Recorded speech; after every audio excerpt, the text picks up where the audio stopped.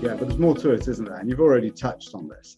And that is this aspect, when institutional quality real estate, of course, is the real estate itself, the caliber of the sponsor, and the scale, right? The scale is a large part of that. But the big differentiator is when an institution invests in a deal, the extent to which two things happen. One, they do due diligence and analyze a deal. That's institutional quality. And the second is, and you mentioned this, and this was actually something I had a deep, long discussion with Art 3-4 years ago, is the extent to which you negotiate rights when you go into the deal. Those are really differentiate. Those are clear dividing lines that individual investors simply cannot get or implement. You can't do a property condition report, right, on a building.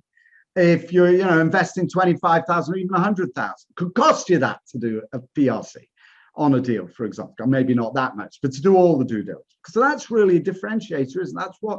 That's the value, the added value that you bring is institutional quality, underwriting, analysis, and negotiation.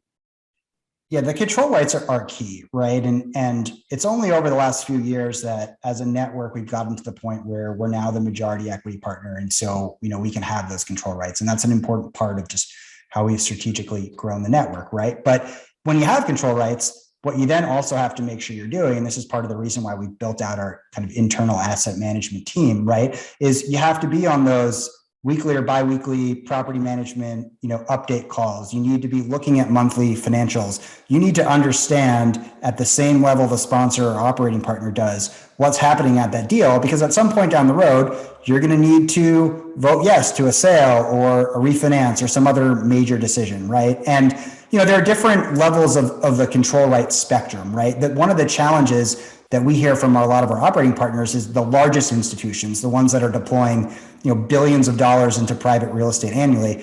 Their control is very, very laser focused. You want to put up new rims on the basketball court, somebody's signing off on it.